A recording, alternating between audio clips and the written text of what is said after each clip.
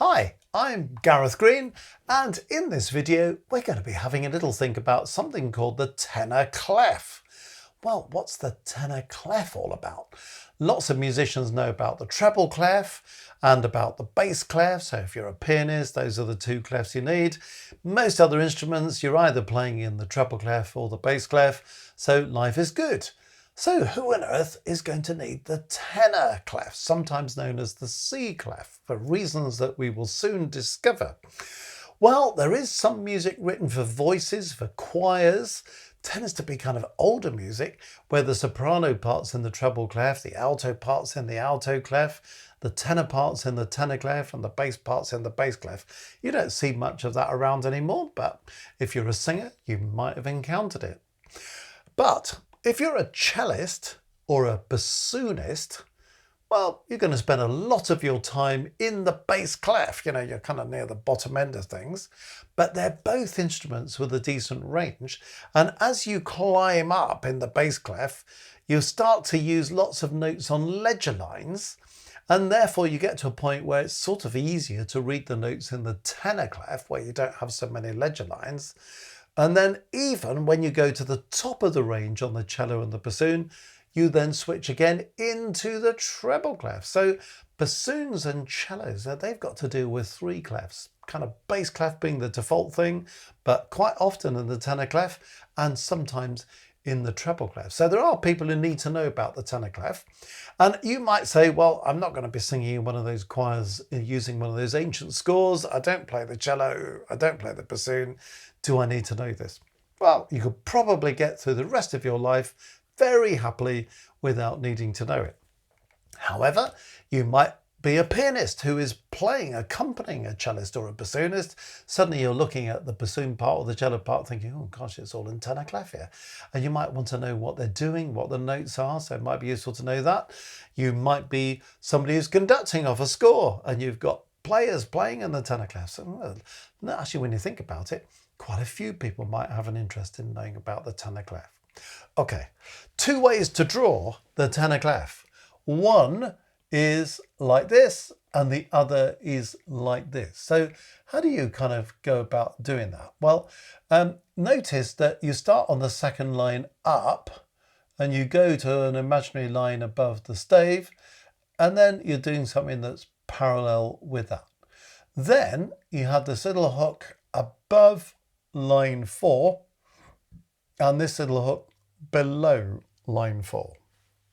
Or you can do the same thing, start on the second line up, go to an imaginary sort of line above, a sort of ledger line space above, and then you do the second parallel line. But this time you do this sort of fancy number 3, but you put a bar, you put a bar across that line 3 before you put the hook on the bottom. That's just my pen that's done something slightly funny to that. But anyway, you get the idea. It's really supposed to look like this up there. So that's how you would draw the clefs. And the important thing then is to highlight the fact that you are making this the middle of the clef. Okay, this the middle of the clef, because this note is C. And that's why the tenor clef is sometimes known as a C clef. The alto clef is also known as a C clef. They both show you where C is. Furthermore, not any old C, they show you where middle C is. So that's middle C. So in the treble clef, this is middle C down here. So it looks a long way away, doesn't it? But it's still middle C. In the bass clef, middle C is there. So you can see that in the tenor clef, it's on line 4. Now, if you're not a bassoonist or a cellist, so you don't really need to work in the tenor clef, you don't really need to learn it in the way that you might know your treble clef, your bass clef. But as long as you can work everything out from C, you can't go too far wrong. So if we have a little look at these notes that I've put down below in the tenor clef, can we work out what they are? Well, obviously the first one is C and it's middle C. By the way, one of the most common things that people do wrong in tenor clef is they understand that the note we've just looked at is C, but it looks like maybe C up here. It's next door to C in the treble clef up there, but it's remembering that it's middle C. So when you use the tenor clef, make sure you've got the notes in the correct octave. lots of people, when they write things out in tenor clef, end up being an octave away. So that's something to watch out for. So if that note's C, well, then we can see that we're going down 2 to this note. So that must be A. So you can see where we're going. A, G, F, E. Up 1 is going to take us to F. Do you see how this is going? You can always reference it from middle C. Just think, well, there's middle C, D, E, F. So that's going to be F. You might also be able to see that this note is an octave above that note. So if this bottom one's F, the top one must be F as well. And then what's going on here? Well, if this is C, that's 1 up, so it must be D. Or if this is F, that is E, so this must be D. So different ways in which you can do it. And then we finish up back on C again, because we're back where we are on the clef. So always look at that 4th line of the stave and say, that's middle C, and I can reference everything else from that. So it's not an impossible thing to get hold of if you just need to be able to read the notes of the tenor clef without having to learn everything in terms of what the notes are. If you're one of the people playing in the tenor clef, using it a lot, then you'll want to learn this properly. But if you're just needing to know what is the name of that note, well, you can do it like this fairly easily just by thinking that the tenor clef is also known as the C clef, and it shows us in particular where the note middle C is, and then we can work everything out from there. So for those who've been telling me, oh, this tenor clef thing, this C clef thing's a real mystery, how on earth do you deal with it?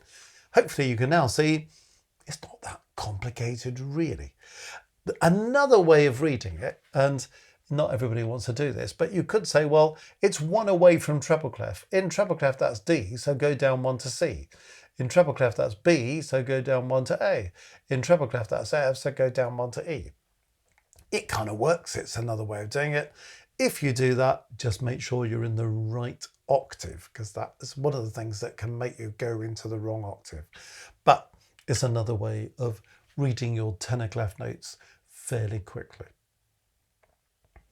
Well, if you've enjoyed this video, let me invite you to the Music Matters website, www.mmcourses.co.uk.